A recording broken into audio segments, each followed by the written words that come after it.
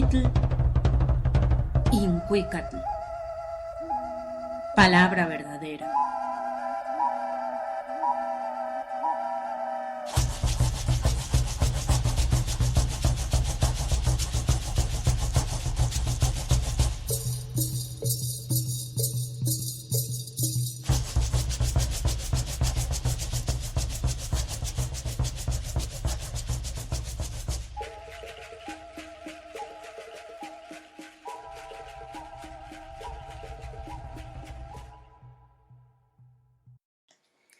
Hola, ¿qué tal? Buenas noches, bienvenidos a Xochitl Incuicatl. Bueno, pues hoy hemos estado preparando un programa que tiene relación con la crítica que se ha venido dando, no nada más en el ámbito mexicano a esta justa olímpica desde México, sino que pues hablaremos o queremos decir nuestras opiniones, nuestros pareceres, nuestros saberes sobre ciertas cosas que tienen que ver con, en realidad, hablar de unos Juegos Olímpicos que se parecen más a esta trilogía de los Juegos del Hambre, ¿no? Donde en realidad todo lo que hay alrededor pues es pobreza, es represión, es desaparición forzada. Entonces, bueno, pues por eso hicimos esta temática esta noche. Y bueno, pues si tenemos suerte, porque ahorita tenemos algún problema de conexión, pero si tenemos suerte vamos a poder estar con el activista Marcelo Justo, que es un activista brasileño, que bueno, ahora que lo contactamos, pues un poco nos decía cómo estaba la situación real en Brasil, más allá de los Juegos Olímpicos de Río de Janeiro, y al final de incluso unos espacios deportivos semivacíos, ¿no? No se ve lleno de gente, es otra de las cosas que vamos a platicar también aquí. Y bueno, pues nos interesaba platicar pues con alguien que estuviera viviendo en Río de Janeiro, pero hemos tenido algunos problemas. Sin embargo, lo que sí ya tenemos la conexión es con el señor Eric Flores y con el señor Antonio Tizapa. El señor Antonio Tizapa es padre de uno de los 43 normalistas que el Estado forzadamente desapareció el 26 de septiembre del año 2014.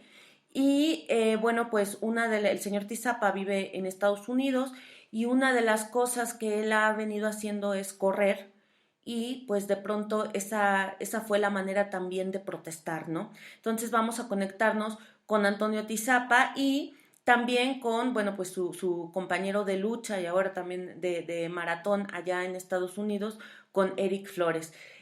Pues buenas noches, Víctor. Buenas noches a todo nuestro auditorio. Efectivamente vamos a tratar estos interesantes temas en estos días, como decía Anel, de represión, sobre todo para el sector estudiantil en Naucalpan. Ahora nos tocó específicamente en la FES de Acatlán y en Michoacán con los compañeros normalistas de la zona de Tiripetío. Y efectivamente tratar estos temas de los Juegos Olímpicos desde la óptica de la crítica.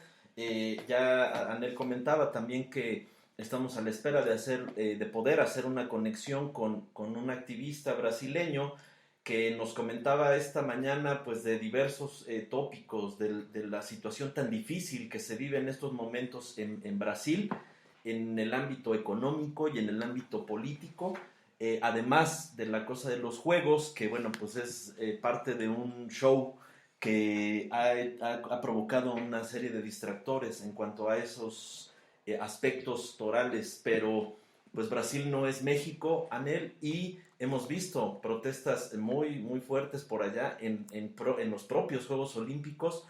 Simplemente veíamos hace unos días en la maratón femenil como casi al llegar a la meta las corredoras hubo gente que se metió a la pista con letreros que han sido emblemáticos de estos juegos y que dicen en portugués Fora Temer, que es este Temer es un personaje de la derecha brasileña que fue impuesto después de ese juicio a Dilma Rousseff, que ya trataremos durante el programa de forma más amplia. Bueno, pues como buena historiadora me gustaría empezar hablando de cómo se organizan estos Juegos Olímpicos modernos, ¿no? Todos sabemos, o deberíamos saber, o no, no sé, la verdad, pero la importancia del pueblo griego para, pues incluso el nombre de los Juegos Olímpicos viene de ahí. Y bueno, pues para quien no lo sepa, los Juegos Olímpicos comenzaron a ser organizados por los griegos entre el año 776 a.C.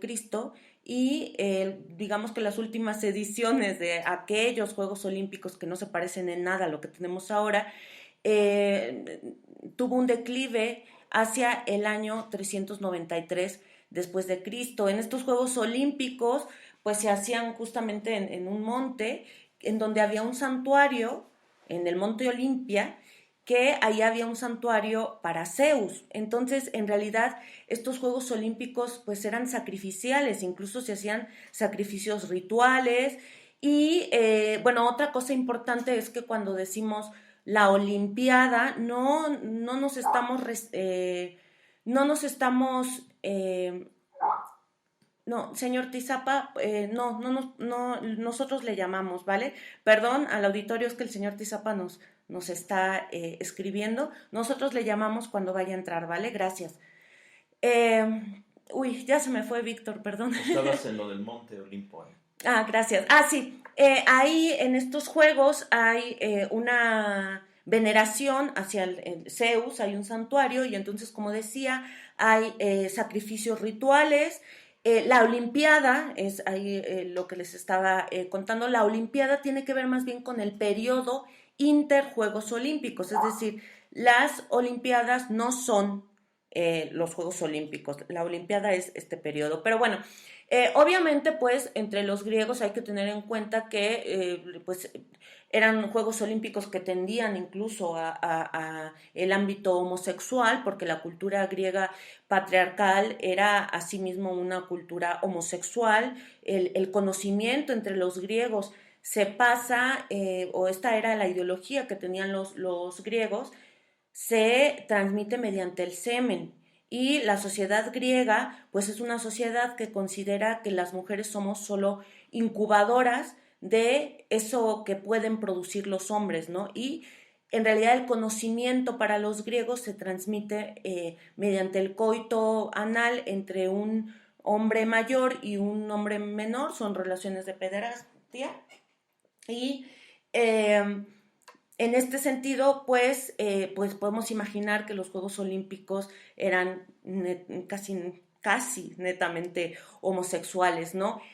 Por otra parte, los Juegos Olímpicos lo que tenían, su función era pues mostrar las habilidades del cuerpo, la belleza del cuerpo, etcétera, y por eso, incluso cuando se iban a hacer entre las polis Juegos Olímpicos, pero estas polis estaban en guerra, había una tregua olímpica porque hay que entender que en ese contexto el Juego Olímpico es una veneración hacia una deidad, ¿no? Pero bueno, ¿qué pasa con nuestros Juegos Olímpicos actuales? Bueno, pues en el siglo XIX, que es el gran siglo donde se inventan los nacionalismos, un francés que se llama Pierre Freddy, más o menos en 1894, lo que hace es pues proponer que se retome toda esta cosa de la belleza del cuerpo, de los deportes, etcétera, en una forma moderna y en donde fueran las naciones las que mandaran ahí representantes, ¿no? Entonces, los Juegos Olímpicos actuales están muy relacionados con el nacionalismo. Este hombre, este francés, funda el Comité Olímpico Internacional, que es el COI, y esto es interesante porque 2 años después, en 1896, ya se hacen los primeros Juegos modernos, esto fue el 6 de abril, en Atenas. Pero resulta que los griegos quisieron seguir una línea de estos Juegos Olímpicos y el COI, es decir, esta organización fundada por el francés, no les permitió dar como una acreditación para que esos Juegos griegos propiamente, esos Juegos Olímpicos modernos en Grecia, fueran avalados por el COI, es decir, por el Comité Olímpico Internacional. ¿Por qué? Pues porque los Juegos Olímpicos se tenían que hacer en grandes países y en esa época pues Grecia todavía no está caminando hacia su unificación, al igual que otros países del mundo. México es otro caso, ¿no? El siglo XIX es el siglo de las guerras por ver, pues, si esto va a ser república, monarquía, etcétera. Entonces, aquí, Víctor, a mí me gustaría mucho apuntar hacia esta relación que hay entre los Juegos Olímpicos modernos que quedan de alguna manera desacralizados, pero de otra manera se vuelven a sacralizar cuando lo que vemos ahí es una añoranza y una devoción hacia la bandera, ¿no? Que al final, pues yo siempre lo digo, pues la bandera es un trapo y por las banderas se han asesinado muchas vidas, ¿no? Entonces, para cerrar un poco esta intervención y ver lo que opina Víctor, quisiera recomendar a la gente que le guste leer que revise un texto que se llama Comunidades Imaginadas, reflexiones sobre el origen y la difusión del nacionalismo. Es de un autor que se llama Benedict Anderson. Y bueno, una de las cosas más sustanciales de este texto es la definición que él da de una nación, ¿no? Y él dice: la nación es una comunidad política imaginada como inherentemente limitada y soberana. Es imaginada porque aún los miembros de la nación más pequeña no conocerán jamás a la mayoría de sus compatriotas, pero en la mente de cada uno vive la imagen de su comunión.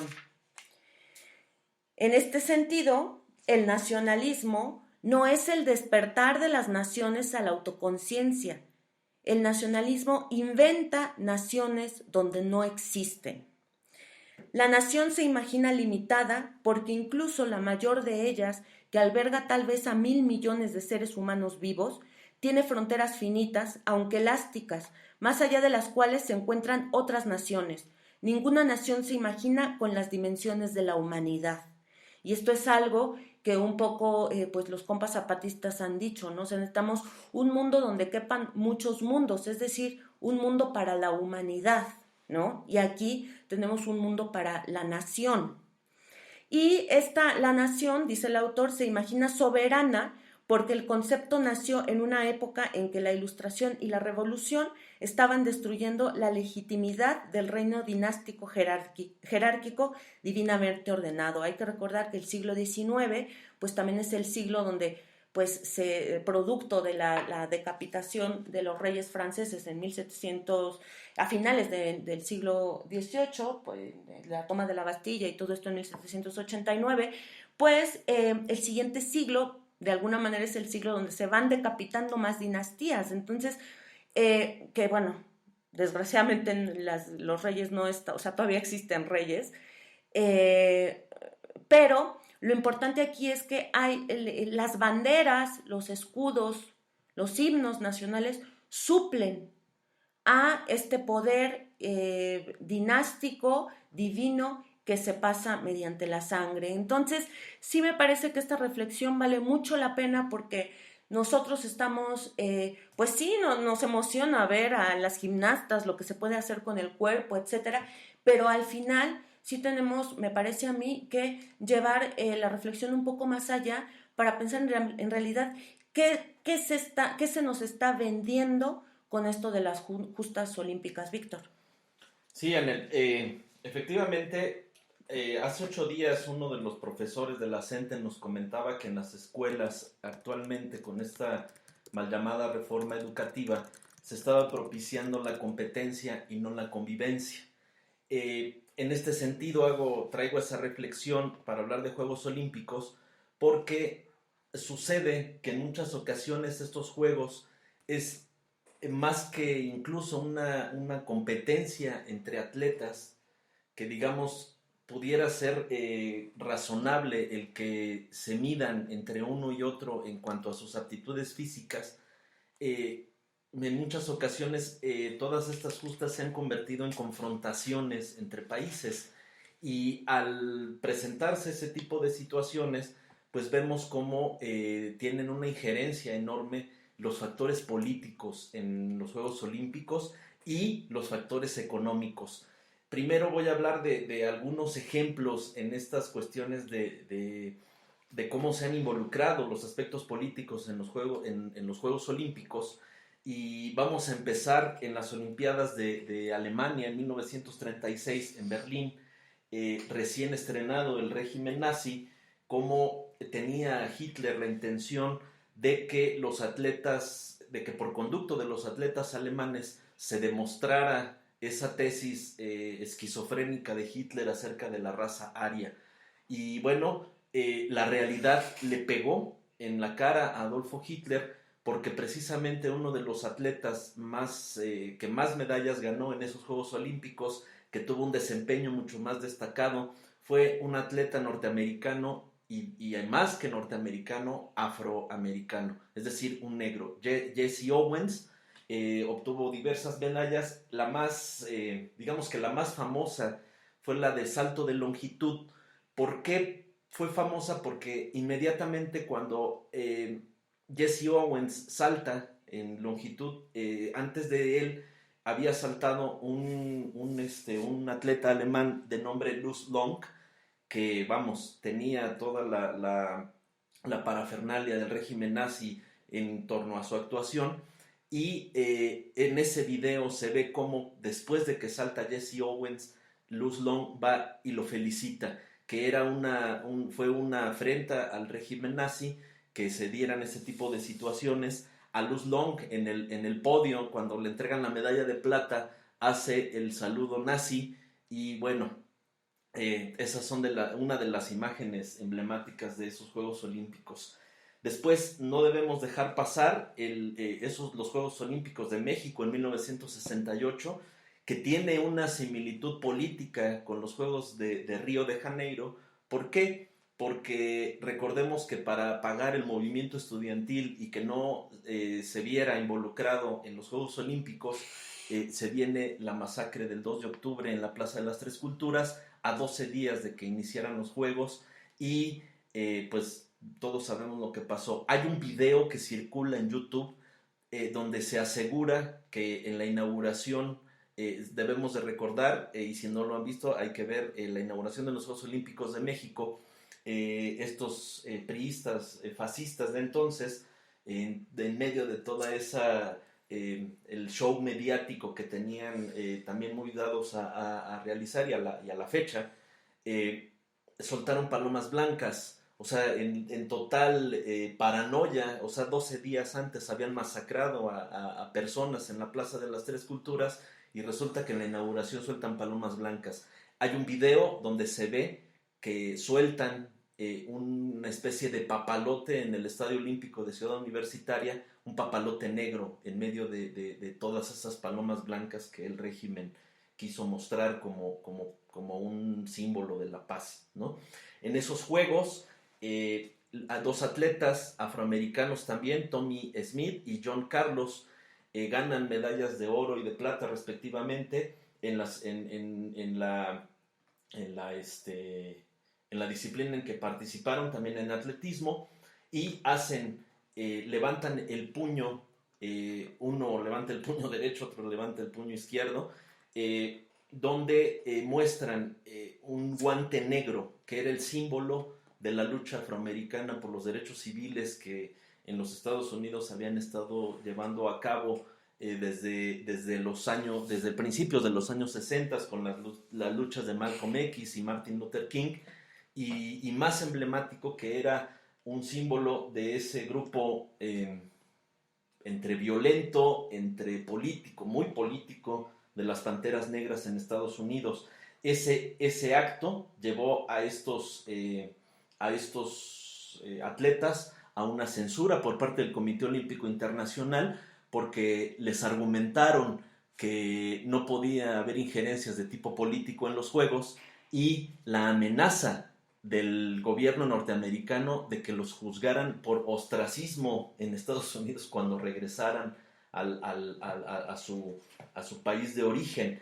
Este hecho fue verdaderamente simbólico en esos Juegos Olímpicos de 1968, además del tinte de la represión que ya hablábamos hace un momento. Otro dato es en Múnich, en 1972, un acto terrorista de una facción de la Organización Nacional Palestina, secuestra a 12 miembros del Comité Olímpico de Israel, y vamos, termina en desgracia. Se le conoce como la masacre de Múnich, además del secuestro. Pues hubo diversas negociaciones. Los palestinos pedían la liberación de 243 presos, y bueno, no se da. Las fuerzas policíacas intentan un rescate que, vamos, no les resulta, y según la agencia Reuters de entonces, hablan de que los rehenes, primero habían anunciado que los rehenes habían sido liberados, y luego que no, que desgraciadamente se habían dado incluso muertes en el intento fallido del rescate.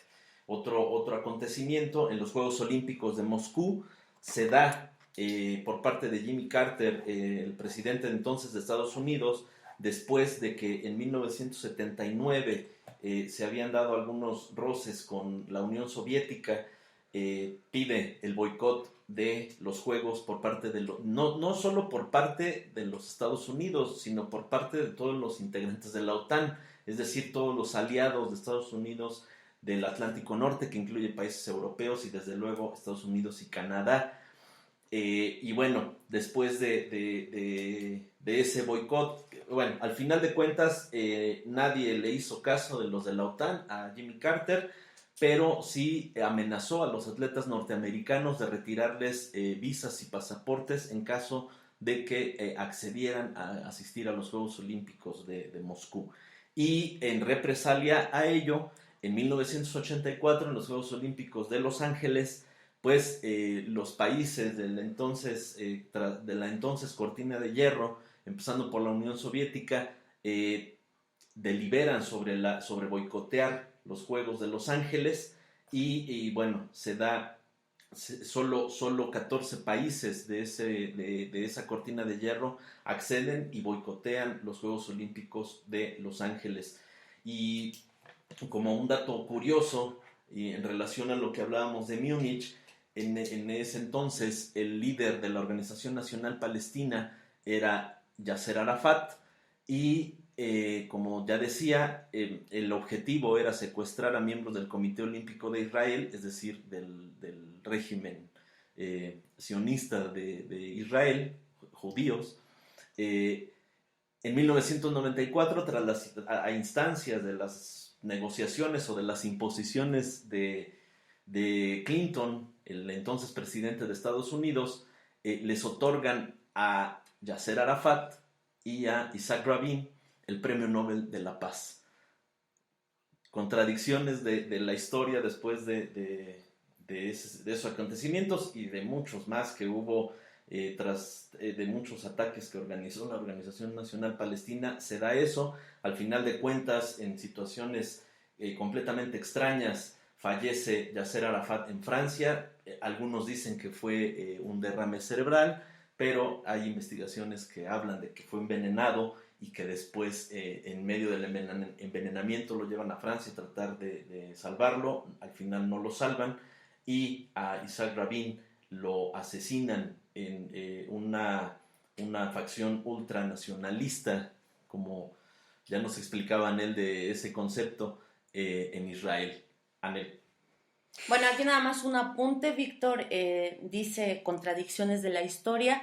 Yo creo que no son contradicciones de la historia, más bien son las formas muy lógicas con las que todo un sistema pues engrana a toda esta serie de delincuentes que durante siglos han estado detentando el poder, ¿no? Bueno, pues nos vamos a ir al primer corte musical y vamos a oír algo pues brasileiro. Vamos a oír Aguas de Marco con Elis Regina, y después vamos a escuchar Escuchando Elefantes con la canción The Rain. Regresamos en un momento.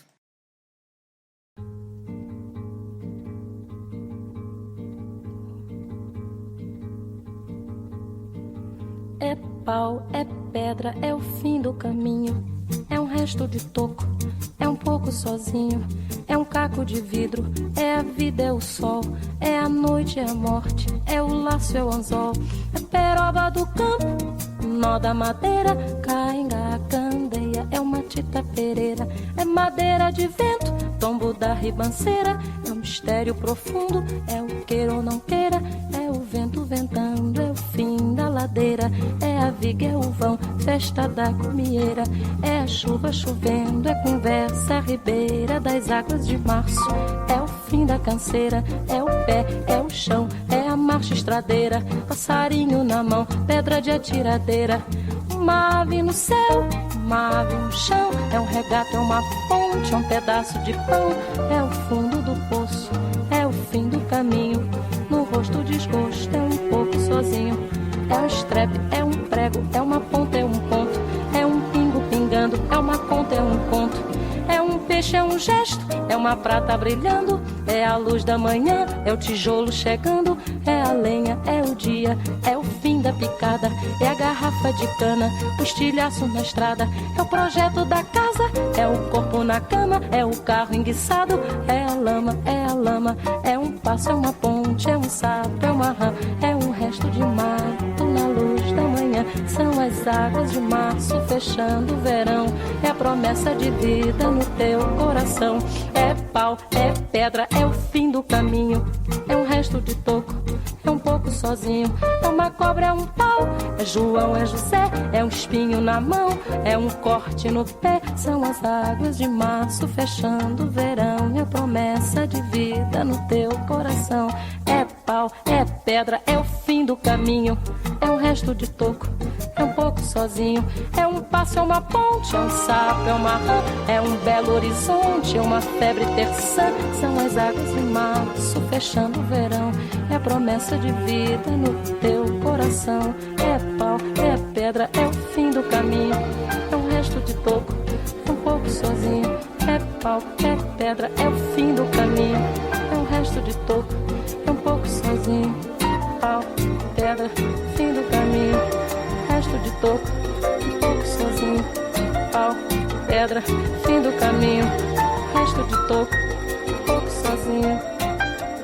Pedra, caminho, um toco, sozinho.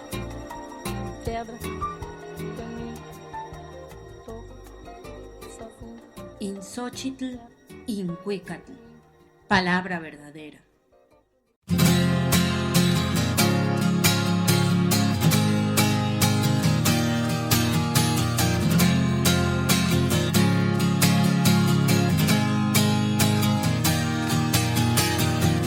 Here comes the night, here comes the day, and the silence.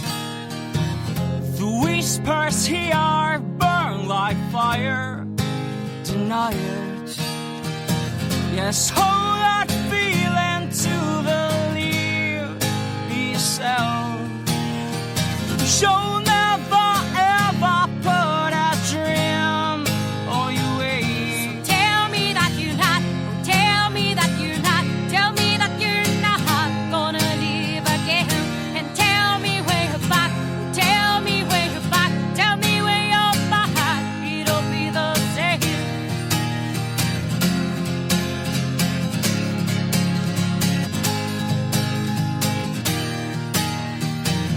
Well, empty spaces where we lay for nothing. Your eyes who draw up tears of sadness are laughing. Yes, hold that feeling to believe yourself. You'll never ever put a dream on your way. Tell me that you're not, tell me that you're not, tell me that you're not gonna leave again. And tell me where you're back, tell me where you're back, tell me where you're back. It'll be the same. 'Cause I don't wanna feel the rain, I don't wanna feel the pain.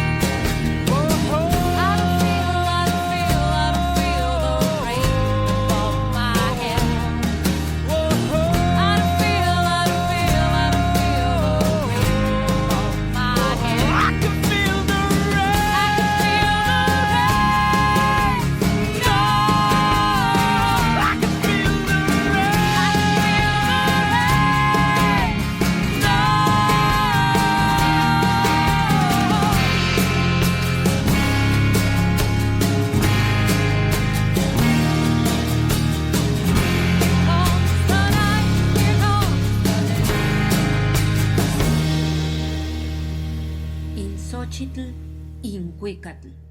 Palabra verdadera.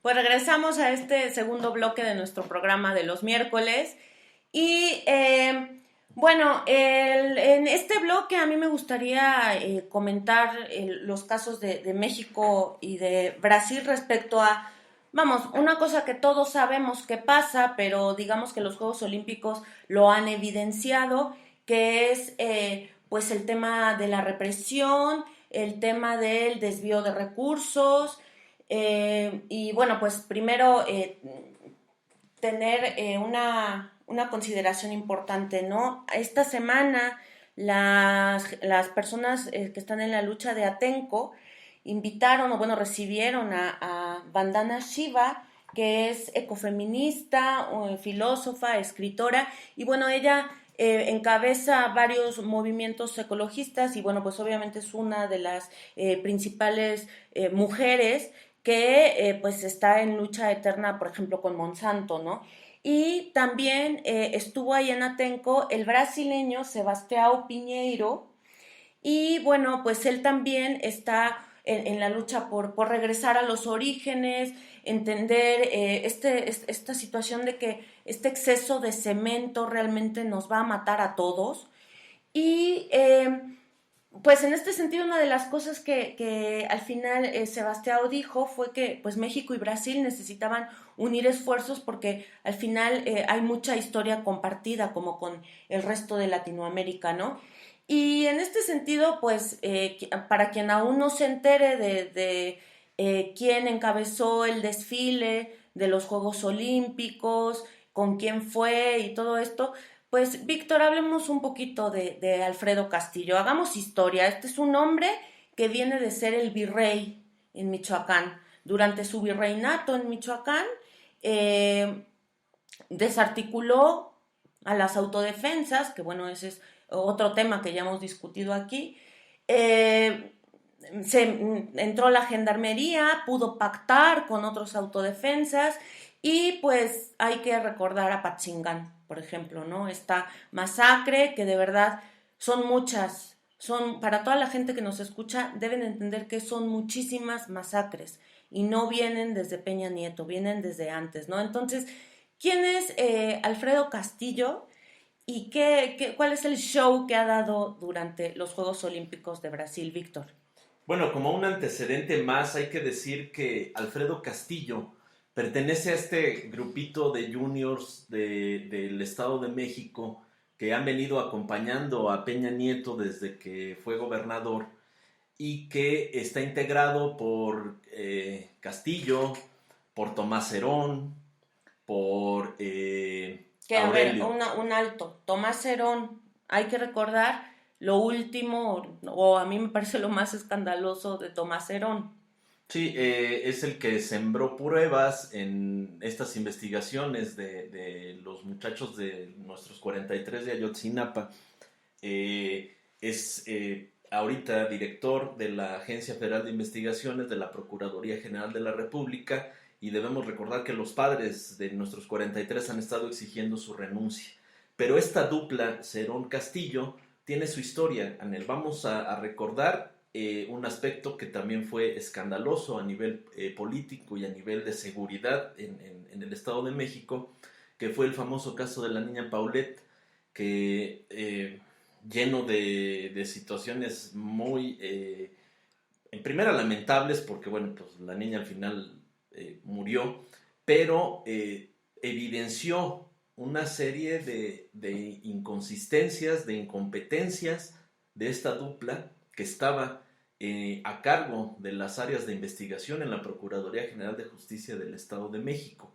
Estos personajes se forman, son abogados y se forman políticamente al amparo de César Camacho Quirós, el autor de este proyecto judicial de los juicios orales desde la Cámara de Diputados, que nosotros lo hemos comentado en diversas ocasiones. México no tiene, el sistema jurídico mexicano no tiene la capacidad ni de infraestructura, ni en conocimientos, ni la Academia de Derecho en México tiene muy claro lo que es la implementación de estos juicios orales además de las deficiencias en la impartición de justicia, de todo lo que rodea a un juez y de todo lo que rodea a los abogados. Y en un país donde hay tortura. Exactamente, y todo lo que rodea a los ministerios públicos y sobre todo lo que rodea a las policías mexicanas. Entonces, pues esta gente viene de todos estos grupos del Estado de México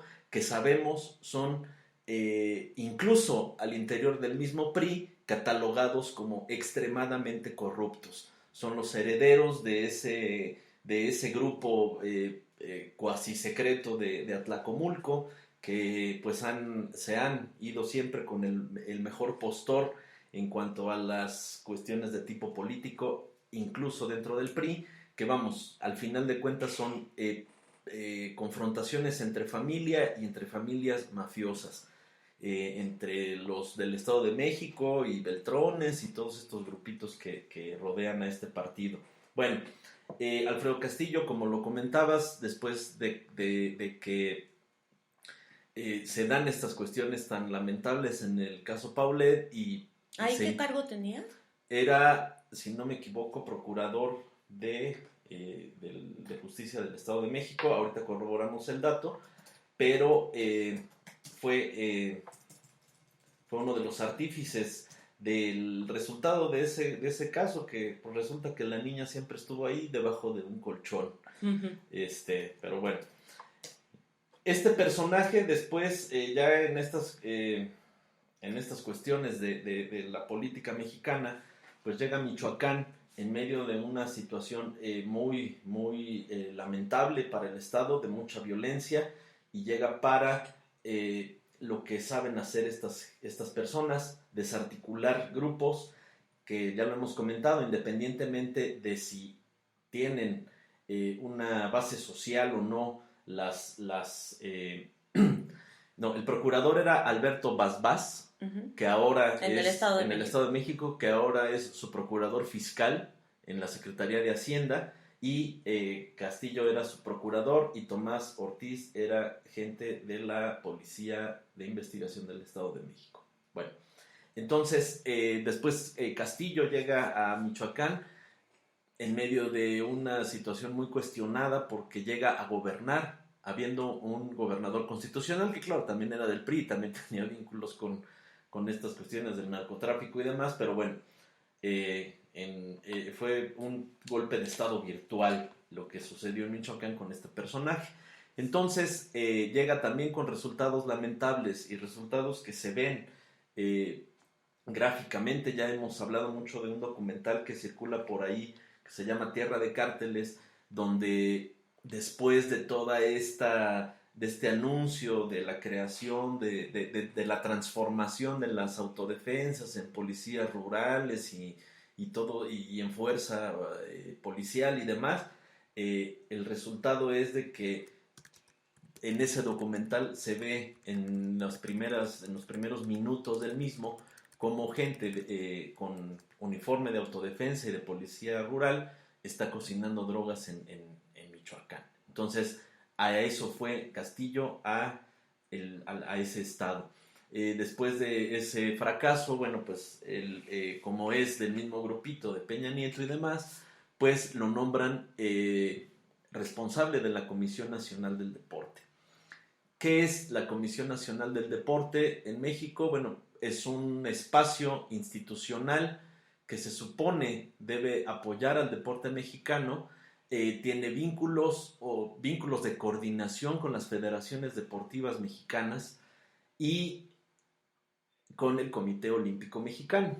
En el caso ya de los Juegos Olímpicos, pues tiene una responsabilidad vital, que es la de suministrar los viajes, los uniformes y todo este tipo de situaciones. Desde que llegó, empezó un esquema también ahí represivo en contra de las federaciones que pues llevaron a estos organismos a muchos retirar los fondos que aportan a la Comisión Nacional del Deporte. Se dieron confrontaciones públicas entre amenazas y demás, especialmente en las federaciones de tiro con arco, en federaciones como las de natación, federaciones como la de boxeo y con el propio Comité Olímpico Internacional, porque debemos recordar que el año pasado este sujeto amenazó al Comité Olímpico Internacional de no cubrir un adeudo de México de $14 millones de las aportaciones que se dan para la implementación de las actividades del Comité Olímpico, y sobre todo en un año anterior a Juegos Olímpicos. Y bueno, esto le llevó a una censura muy, muy fuerte de parte del Comité Olímpico Internacional, que incluso llegó a la amenaza de vetar a México en los Juegos Olímpicos. Entonces vemos hasta ahí una serie de incompetencias de este personaje en cuanto a esas situaciones. Y ya a partir de la inauguración de los Juegos Olímpicos, pues hemos visto fracaso tras fracaso, y es de los deportistas que se han atrevido a hablar una censura directa a Alfredo Castillo. Debemos de decir, en aras de la labor periodística